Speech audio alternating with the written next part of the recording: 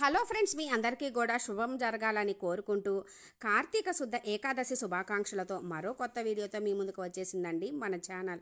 ఈరోజు మనం ఈ వీడియోలో 2025వ సంవత్సరంలో కార్తీక శుద్ధ ఏకాదశి ఏ రోజున వస్తుంది, తిది ఎప్పటి నుంచి ఎప్పటి వరకు ఉంటుంది, ద్వాదశి గడియలు, ఉపవాస విధానము, ఈ రోజుకు ఉన్న విశిష్టత ఏమిటి, ఈ కార్తీక మాసంలో మనం కార్తీక మాసం మొత్తం చేయలేని వాళ్ళు వరుసగా వస్తున్నటువంటి 5 రోజులు ఏమిటి, విశిష్టత ఏమిటి, ఈ వీడియోలో చూద్దామండి. కార్తీక మాసం అంటేనే ప్రతి ఒక్క రోజు విశేషమైనదే. అందులో మనకి కార్తీక మాసంలో వచ్చే ఏకాదశి తిథి కూడా చాలా విశేషమైనది. అంటే సంవత్సరం మొత్తం వచ్చే ఏకాదశులు చేయలేని వాళ్ళు కార్తీక శుద్ధ ఏకాదశి రోజున పూజించిన ఆ స్వామి వారిని విశేష ఫలితాలు కలుగుతాయి. అంటే అన్ని ఏకాదశులు చేసిన పుణ్య ఫలితం దక్కుతుంది. ఈ కార్తీక మాసంలో వచ్చే శుద్ధ ఏకాదశిని ప్రబోధిని ఏకాదశి, హరివాసరం అంటారు. ఆషాఢ శుద్ధ ఏకాదశి రోజున పాలకడలిలో యోగ నిద్రకు ఉపక్రమించిన శ్రీ మహావిష్ణువు కార్తీక శుద్ధ ఏకాదశిన మేల్కొంటారు. స్వామివారిని మేల్కొల్పడానికి బ్రహ్మాది దేవతలు, యక్షులు, కిన్నెరులు, మహర్షులు, యోగులు అందరూ కూడా తమ కీర్తనలు, భజనలతో పాలకడలిలో ఉన్న శ్రీ మహావిష్ణువుని నిద్ర లేపుతారు. ఇన్ని నెలలు నిద్రకు ఉపక్రమించిన శ్రీ మహావిష్ణువు దర్శనం కోసము అందరూ కూడా వేచి ఉంటారు. ఈ రోజున శ్రీ మహావిష్ణువుకి అందరూ కూడా హారతి ఇస్తారు. అలా హారతి ఇచ్చి స్వామివారిని పూజించిన వారికి అపమృత్యు దోషాలు కూడా తొలగుతాయని మన పురాణాలలో ఉంది.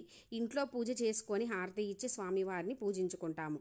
లేదా ఆలయంలో స్వామివారి దర్శనం చేసుకొని అక్కడ హారతి ఇచ్చుకున్న దీపం పెట్టుకున్నా కూడా చాలా మంచిది. తప్పకుండా ఆలయ దర్శనం చేసుకోండి. ఏకాదశి తిథి వచ్చేసి 1వ తేదీ తెల్లవారుజామున అన్నమాట. 1వ తేదీ ఉదయం అనుకోండి, తెల్లవారుజామున అంటే 30వ తేదీ రాత్రి అండి 3:54 నుంచి ప్రారంభం అవుతుంది.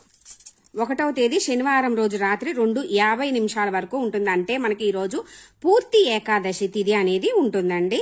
ఇంకా మనకి ద్వాదశి తిథి అంటే 1వ తేదీ రాత్రి అంటే 2వ తేదీ తెల్లవారుజామున 2:50 నుంచి ప్రారంభమై 2వ తేదీ రాత్రి 1:21 వరకు కూడా మనకి ద్వాదశి తిథి ఉంటుంది. అంటే పూర్తి ద్వాదశి తిథి ఉంటుంది. ఏకాదశి ఉపవాసము అని అంటేనే మనకి 3 రోజులు చేస్తారండి. అంటే ముందు రోజు దశమి రోజు రాత్రి అంటే అక్టోబర్ 31 శుక్రవారం రోజు రాత్రి ఉపవాసానికి శరీరాన్ని సిద్ధం చేయాలి. అంటే ఏదైనా అల్పాహారంగా తీసుకొని దశమి రోజు ముందు నుంచే మనం ఉపవాసానికి శరీరాన్ని సిద్ధం చేయాలి. 1వ తేదీ శనివారం రోజు పూర్తి ఉపవాసం ఉండాలి.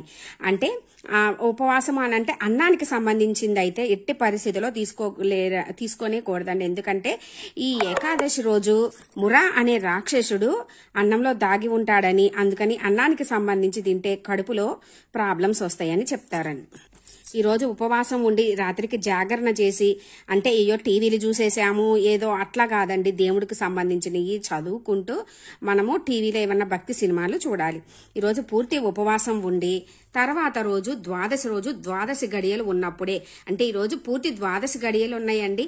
మనకి కార్తీక పురాణం చదువుతుంటేనే తెలుస్తుంది మనకి ఈ కార్తీక శుద్ధ ఏకాదశి రోజు ఉపవాసము, ద్వాదశి గడియల యొక్క విశిష్టత తెలుస్తుంది ఫ్రెండ్స్.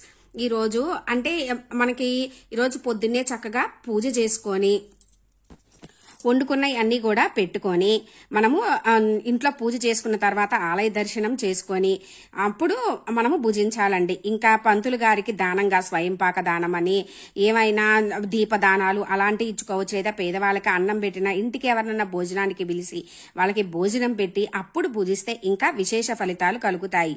అలా చేస్తేనే మనకి కార్తీక ఏకాదశి పూర్తి ఫలితము కలుగుతుంది. ఇంకా ఇక్కడ ఒక విషయం అండి, మనకి కార్తీక మాసంలో 5 రోజులు మొత్తం చేయలేని వాళ్ళు వరుసగా వస్తున్న ఈ 5 రోజులనైతే మిస్ చేసుకోకండి. ఏమిటి అంటే 1వ తేదీ శనివారము ఏకాదశి, 2వ తేదీ ద్వాదశి. ఈ రోజు మనకి విశేషంగా జరుపుకునేటటువంటి క్షీరాబ్ది ద్వాదశి, చిలుకు ద్వాదశి, ఈ రెండు ఇదండి. ఈరోజు ఈ ద్వాదశి రోజు ఆదివారం వస్తుంది. ఇక 3వ తేదీ త్రయోదశి తిథి సోమవారము, కార్తీక సోమవారము. ఇక 4వ తేదీ చతుర్దశి. ఇంకా 5వ తేదీ కార్తీక మాసంలో ఎంతో విశేషమైనటువంటి కార్తీక పౌర్ణమి.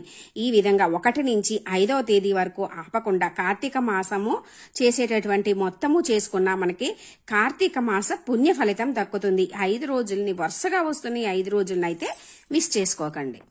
మనం 5 రోజులు గమనించినట్లయితే శనివారము శ్రీ మహావిష్ణువుకి ఇష్టమైనటువంటి కార్తీక శుద్ధ ఏకాదశి. మరలా మనకి 3వ తేదీ కార్తీక సోమవారం పరమేశ్వరునికి ఇష్టమైనది, కార్తీక పౌర్ణమి ఇరువురికి ఇష్టమైనది. ఇలా 5 రోజుల్లో కూడా ఒక్కొక్క రోజు ఎంత విశేషమైనదో చూడండి.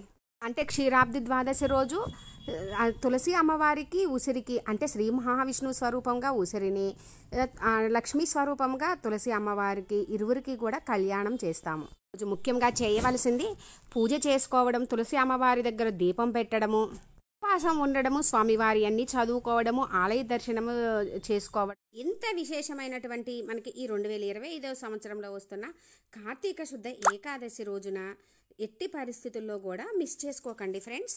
అన్నీ కలిపి అరుదుగా కూడా వస్తూ ఉంటాయి. ఈరోజు పూజ చేసుకోవడానికి బ్రహ్మీ ముహూర్తంలో కార్తీక మాసంలో చాలా విశేషం కదండి. ఆ కార్తీక మాసంలో అప్పుడు స్నానానికి, దీపానికి, పూజలకి ఎంతో విశేష ఫలితాలు కలుగుతాయి.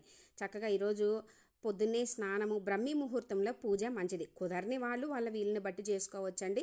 ఉదయం కుదరని వాళ్ళు సాయంత్రం పూజ. ఇంకా దేవాలయంలో మనకి కుదిరితే మనకి శివాలయంలో లేదా విష్ణాలయాలలో ఏ ఆలయంలో అయినా దీపం పెట్టుకున్నా మంచిది. ఈ ఏకాదశి వ్రతం చేసేవాళ్ళు ఉపవాసం ఉంటారు కదండి. పూర్తిగా ఉండలేని వాళ్ళు పాలు, పళ్ళు, జ్యూసెస్ ఇలాంటివి తీసుకోవచ్చు. కార్తీక శుద్ధ ఏకాదశి రోజు పూజ ఎలా చేసుకోవాలి క్లియర్గా నేను వీడియో అప్లోడ్ చేస్తాను ఫ్రెండ్స్. ఇంట్రెస్ట్ ఉంటే విజిట్ చేయండి. 365 ఒత్తులు వెలిగించుకునే వాళ్ళు కూడా ఈరోజు చక్కగా వెలిగించుకోవచ్చండి. ఇంత విశేషమైనటువంటి శనివారంతో కూడి వచ్చిన ఈ కార్తీక శుద్ధ ఏకాదశి రోజు స్వామివారిని భక్తి శ్రద్ధలతో మనస్ఫూర్తిగా పూజించుకొని ఆ స్వామివారి అనుగ్రహంతో మీకు అన్నింటా విజయం చేకూరాలని కోరుకుంటున్నాను ఫ్రెండ్స్. Thanks for watching.